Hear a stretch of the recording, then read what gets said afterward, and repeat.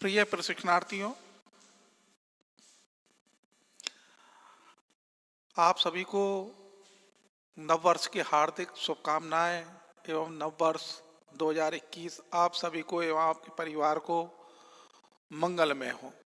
मेरी तरफ से आपको सभी को हार्दिक बहुत बहुत शुभकामनाएं। आज 1/1/2021 शुक्रवार BSc BA BEd third year integrated Nirmal TT college की ऑनलाइन क्लासेज में आपका मैं नववर्ष के उपलक्ष्य में पुनः हार्दिक स्वागत करता हूं, अभिनंदन करता हूं। और प्रश्न पत्र मेरा विद्यालय में निर्देशन एवं परामर्श, मैं KP शर्मा, विद्यालय में निर्देशन एवं परामर्श पहली इकाई चल रही है अभी। निर्देशन अर्थ, प्रकृति व क्षेत्र, तो क्षेत्र और सिद्धांतों के बारे में मैं आपको बता रहा हूं। इसमें जो मेरा आज 31वां जो वीडियो है वो निर्देशन के सिद्धांत चल रहे हैं और इसमें मैंने 5 सिद्धांत आपको पिछले उसमें बता दिए थे।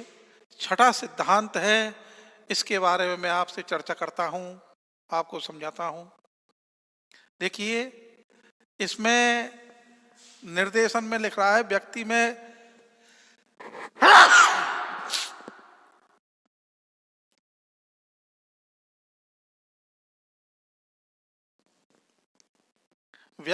स्वयं निर्देशित करने की योग्यता का विकास करना।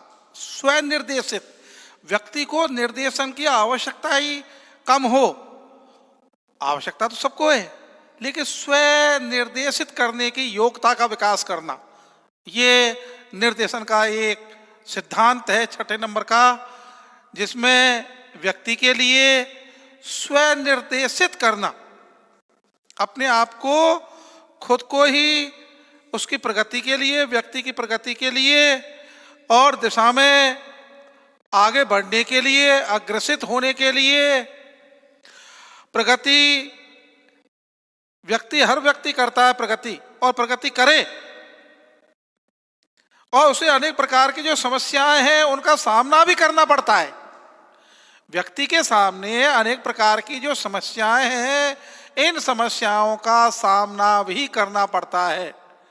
और तो ये तभी संभव है जब समस्याएं उत्पन्न होते हों और प्रत्येक स्थान पर तत्काल कोई न कोई समाधान, समस्याएं जैसे उत्पन्न हुई और समस्याओं के समाधान के लिए तत्काल उसी समय जो प्राप्त कराने वाला अगर मिल जाएगा, अगर समाधान प्राप्त कराने वाला अगर तुरंत ही मिल जाएगा, तो ये समस्याएं आगे नहीं बढ़ पाएंगी और उनका समाधान वहीं समय पर हो जाएगा। और उचित यह है कि प्रत्येक जो समस्या है उसके समाधान हेतु, अतः प्रत्येक जो समस्या है, प्रत्येक समस्या के समाधान हेतु तो व्यक्ति को आश्रित बनाने के स्थान पर व्यक्ति को आश्रित बनाने के स्थान पर उस व्यक्ति में ही इस प्रकार की योग्यताओं का विकास किया जाए कि धीरे धीरे स्वयं ही उन समस्याओं का समाधान कर सके। इसको पुनः सुनिए। देखिए, व्यक्ति में उन समस्याओं के समाधान के लिए ऐसे प्रयास किए जाए, ऐसा किया जाए जिससे कि व्यक्ति स्वयं ही उन समस्याओं के समाधान के लिए धीरे धीरे स्वयं ही प्रयत्न करे, कोशिश करे, किसी दूसरे पर निर्भर ना रहे।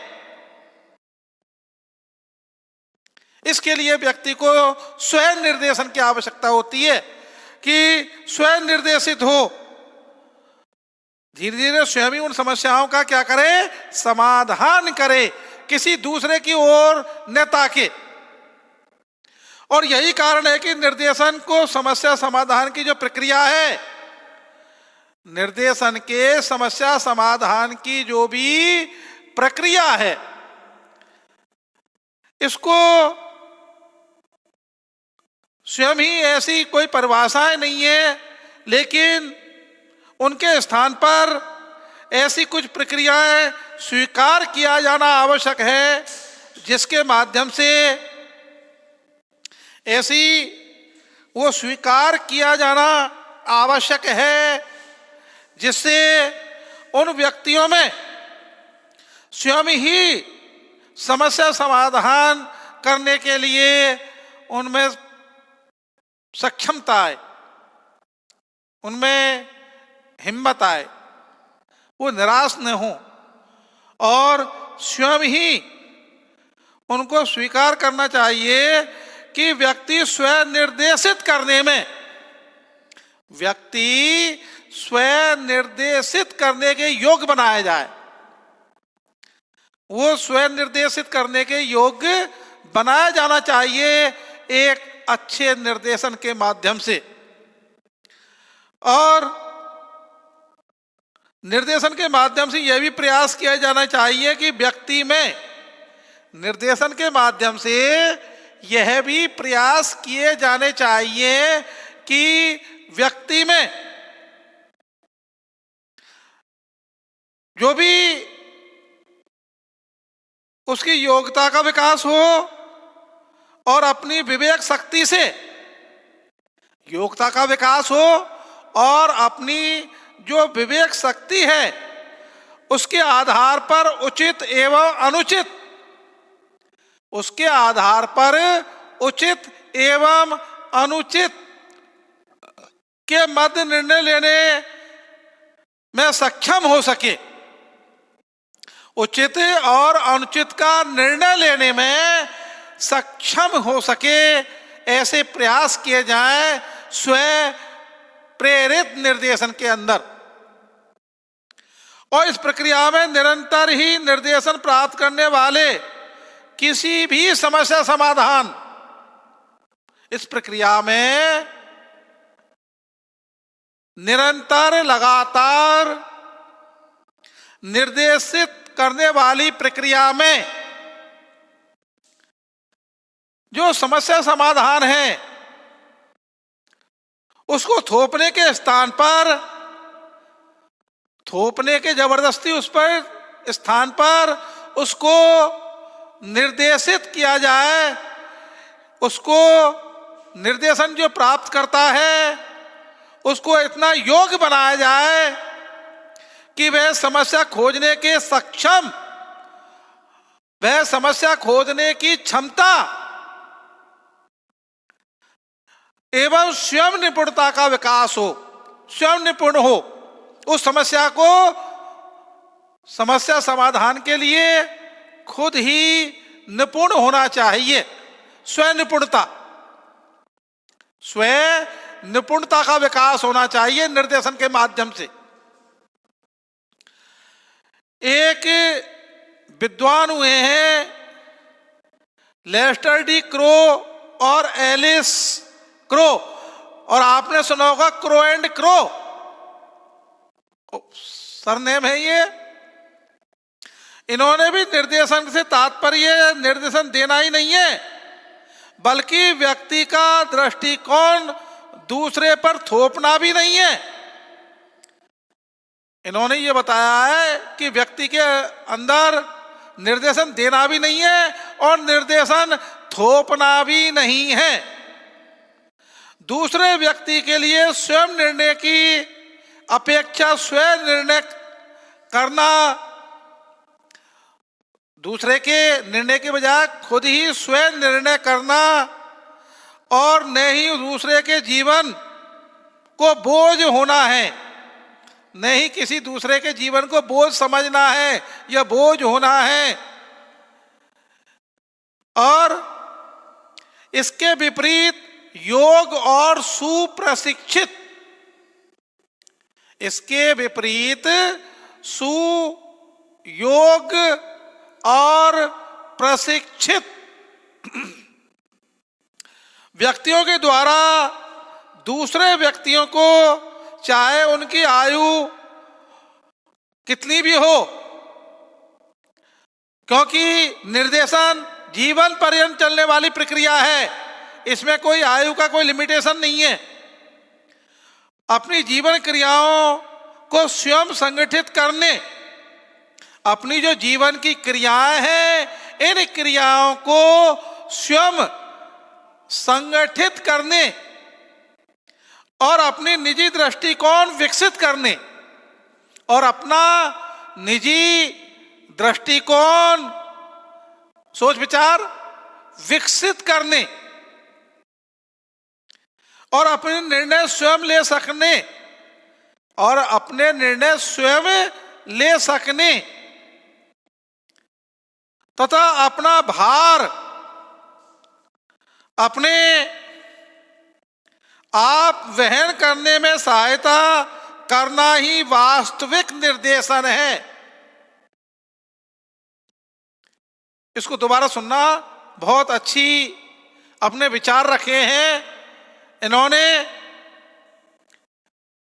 जो वास्तविक जो निर्देशन है उसके बारे में इन्होंने बताया है। ये लेस्टर डी क्रो और एलिस क्रो, देखिए Lester D Crow, Lester D Crow and Lester D Crow and या और तथा एलिस क्रो, एलिस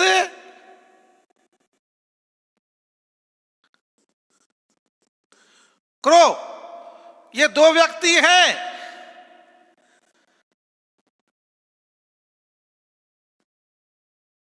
ये दो व्यक्ति हैं जो व्यक्ति में स्वयं निर्देशित करने की योग्यता का विकास करने में अपनी भूमिका निभा रहे हैं।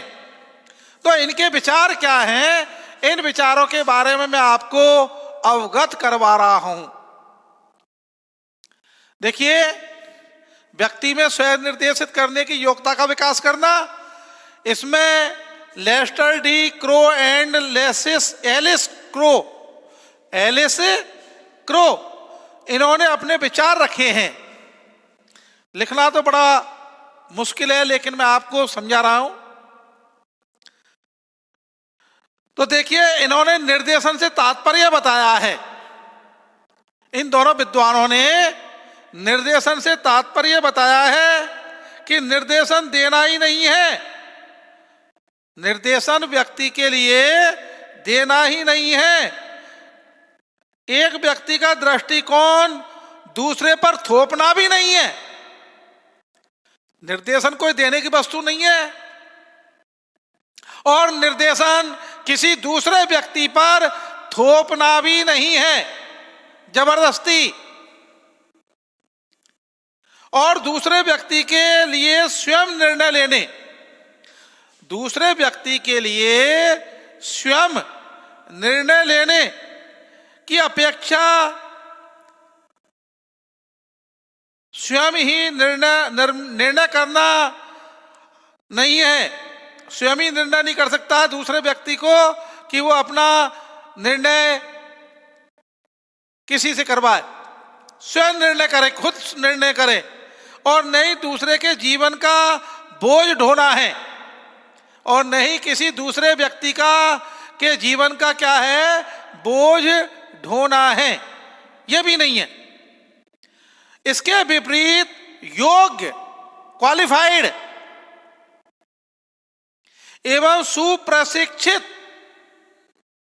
एक्सपर्ट जो व्यक्तियों के द्वारा दूसरे व्यक्ति चाहे वे किसी भी आयु वर्ग के हों, कोई निश्चित नहीं है, क्योंकि निर्देशन एक जीवन पर्यंत चलने वाली प्रक्रिया है। चाहे कोई भी आयु है, कोई भी वर्ग है, स्त्री पुरुष, जीवन क्रियाओं को स्वयं गठित करने और अपने निजी दृष्टिकोण विकसित करने, अपने निजी दृष्टिकोण विकसित करने और अपने निर्णय स्वयं ले सकने और अपने निर्णय स्वयं ही ले सकने तथा अपना भार, जो अपना भार है, जिम्मेदारी है, अपने आप वहन करने में सहायता करना ही वास्तविक निर्देशन है। ये दोनों जो विद्वान हैं, Lester D Crow and Alice Crow, इन्होंने ये अपने विचार रखे हैं। इन्होंने ये अपने विचार रखे हैं दोनों ने मिलकर के, लेस्टर डी क्रो और एलिस क्रो ने, कि वास्तविक निर्देशन वही है। देखो, ये किसी के लिए थोपना भी नहीं है, किसी को बोझ मानना भी नहीं है और किसी दूसरे के द्वारा निर्णय कराना भी नहीं है, बल्कि वास्तविकता तो यह है कि स्वयं सुयोग और प्रशिक्षित जो निर्देशन करता है उसके द्वारा ऐसा निर्देशन किया जाए, ऐसा प्रशिक्षित किया जाए निर्देशन प्राप्तकर्ता को कि वो स्वयं ही अपना निर्णय ले सके और स्वयं ही अपना निर्णय लेने सकने और अपना भार अपने आप ही वहन करने, स्वयं ही अपना भार, अपनी जिम्मेदारी वहन करने में सहायता प्रदान करना ही वास्तविक निर्देशन होता है साहब। यही एक क्या होता है, वास्तविक निर्देशन कहलाता है। ये Lester D Crow and Alice Crow के माध्यम से ये विचार थे। ये पहला आपका व्यक्ति में स्वयं निर्देशित करने की योग्यता का विकास करना। इसके बाद में निर्देशन सेवाओं के अंतर्गत, जो निर्देशन सेवाएं हैं उनके अंतर्गत व्यक्तिक विभिन्नताओं को महत्व देना। व्यक्ति की जो विभिन्नताएं हैं इनको महत्व देना। व्यक्तिक विभिन्नताएं किसको साहब? व्यक्तिक विभिन्नताओं को महत्व देना। इसको दोबारा सुनिए। निर्देशन सेवाओं के अंतर्गत जो व्यक्तिक विभिन्नताओं को महत्व देना चाहिए, महत्व देना चाहिए।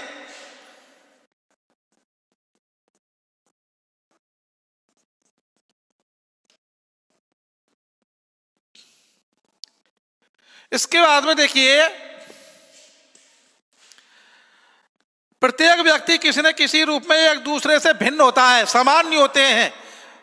अगर एक घर में दो भाई हैं तो वो भी समान नहीं है, असमानता पाई जाती है, चाहे वो शारीरिक हो, मानसिक हो, भौतिक हो, किसी भी प्रकार के हो।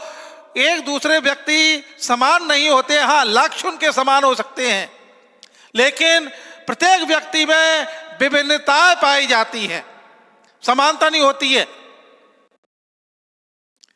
और वातावरण या वंशानुगत विशेषताओं से संबंधित वातावरण जिसमें व्यक्ति रह रहा है वर्तमान में, वंशानुगत पीढ़ी दर पीढ़ी जो गुण है, अवगुण है, एक पीढ़ी से दूसरी पीढ़ी में आना, ये वंशानुगत, दादाजी के अपने पोते में आना, पुत्र में आना, ये वंशानुगत पीढ़ी दर पीढ़ी जो अनेक कारण है, इस व्यक्तिक जो विभिन्नता संबंधिया जो व्यक्तिक विभिन्नताओं के लिए उत्तरदायी होता है। ये तो किसके लिए? एक तो वातावरण, व्यक्ति का कैसा वातावरण है, वातावरण सामान्य है, श्रेष्ठ है या लचीला है, कमजोर है, किस प्रकार का वातावरण है, दूषित है, प्रदूषित है, उचित है। और विभिन्नताएं वंशानुगत, ये व्यक्तिक विभिन्नताएं पाई जाती है, इसलिए व्यक्तिक जो विभिन्नताएं हैं उनके लिए उत्तरदायी होता है व्यक्ति, एक तो वातावरण के अनुसार और एक वंशानुगत विशेषताओं के आधार पर व्यक्ति में विभिन्नताएं पाई जाती हैं, समानता नहीं होती है। प्रत्येक व्यक्ति में समानता है, समानता नहीं हो, चाहे एक भाई हो, दो भाइयों में आपस में विभिन्नताएं होती हैं। और व्यक्ति की रुचि है, अभिरुचि है, बुद्धि है, इससे संबंधित जो योग्यताएं हैं या इन कारकों का जो प्रभाव होता है व्यक्ति के अंतर्गत, उससे भी विभिन्नताएं पाई जाती हैं। पुनः सुनिए, व्यक्ति की रुचि, हॉबी, अभिरुचि, बुद्धि आदि से संबंधित जो योग्यताएं हैं, इन कारकों का प्रभाव व्यक्ति के जीवन पर पड़ता है। दो भाई होते हैं, एक भाई बुद्धिहीन है, एक तीव्र बुद्धिमान है, एक गरीब है, एक अमीर है, एक लंबा है, एक छोटा है, एक मोटा है, एक पतला है, एक गोरा है, एक काला है। विभिन्नताएं पाई जाती हैं, चाहे वो शारीरिक हो, मानसिक हो, बौद्धिक हो, लेकिन विभिन्नताएं पाई जाती हैं प्रत्येक व्यक्ति में। तो देखिए, व्यक्ति को, जो व्यक्ति की रुचि है, अभिरुचि है, बुद्धि है, इनके आधार पर, इनसे संबंधित जो योग्यताएं हैं, उन पर इन कारकों का प्रभाव होता है। इस दृष्टि से भी यह आवश्यक है कि व्यक्ति की जो समस्याओं के समाधान से पूर्व, व्यक्ति की समस्याओं के समाधान से पूर्व उनकी इन योग्यताओं का, व्यक्ति की इन योग्यताओं का वस्तुनिष्ठ अध्ययन किया जाए, वास्तविक अध्ययन किया जाए, और इन योग्यताओं के अनुरूप ही, इन योग्यताओं के अनुरूप ही, इन योग्यताओं के अनुरूप ही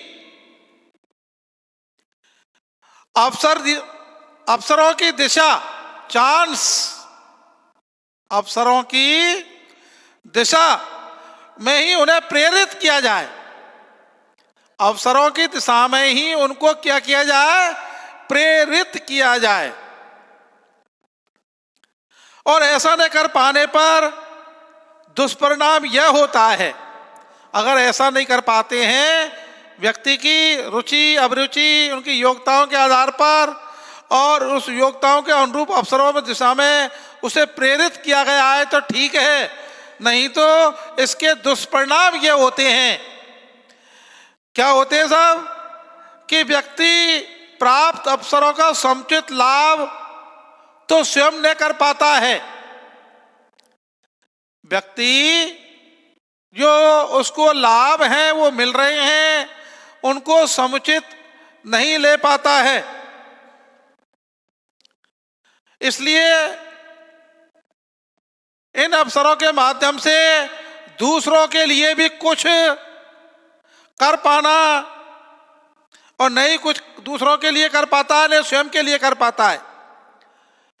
और इसलिए जो व्यक्ति विभिन्नताओं को गंभीरता पूर्वक महत्व दिया जाना चाहिए। जो व्यक्तिगत महत्व विभिन्नताएं हैं, इनके लिए बहुत ही अधिक महत्व दिया जाना चाहिए, जिससे कि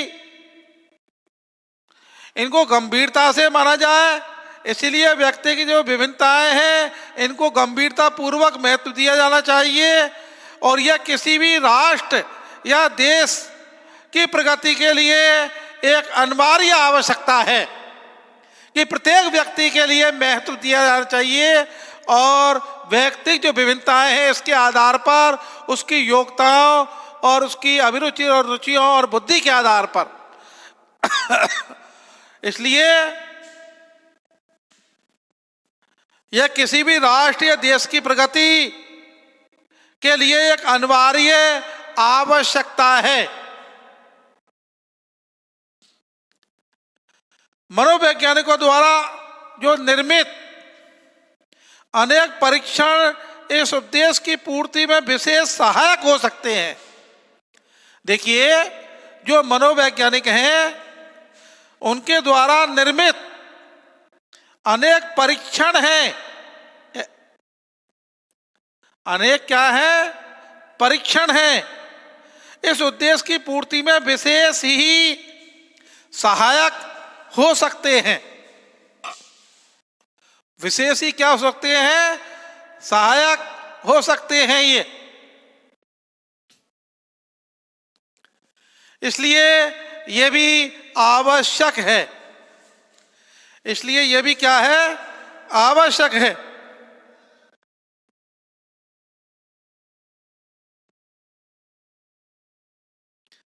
तो निर्देशन सेवाओं के जो व्यक्ति विभिन्नताओं को महत्व देना चाहिए, ये भी एक सहायक है।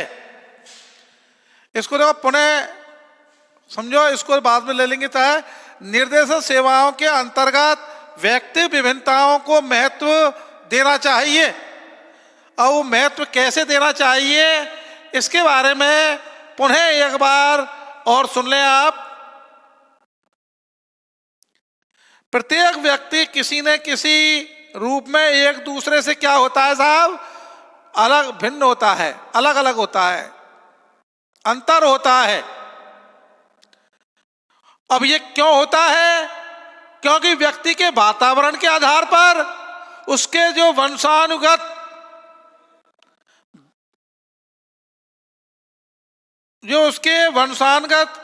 विशेषताओं संबंधी अनेक कारण हो सकते हैं।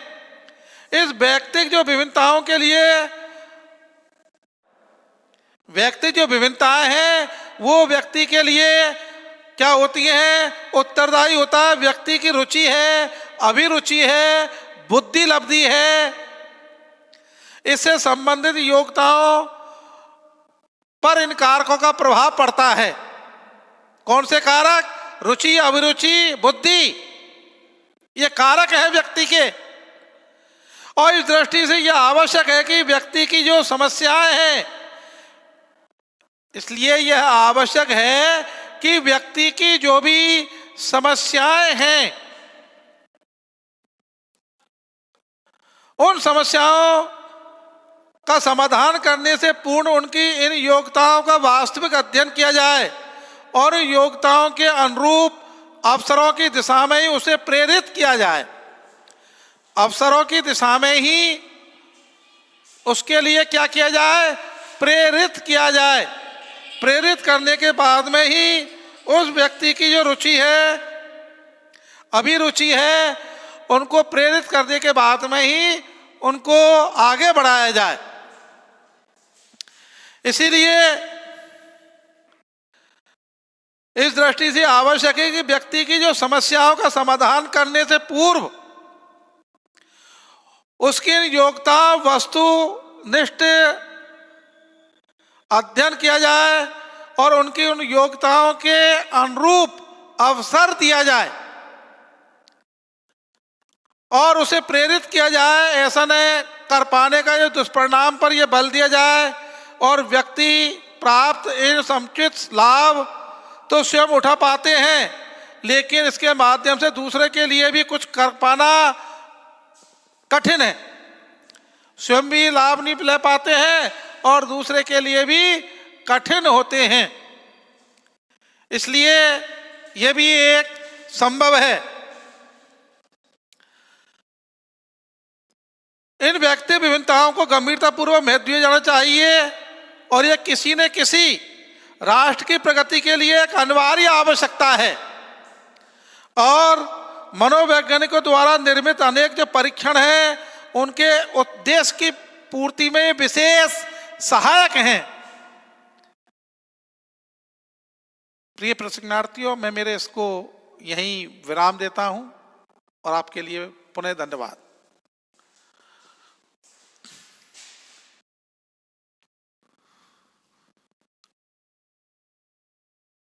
यही है, बार बार बैटरी लो हो गई है इसमें।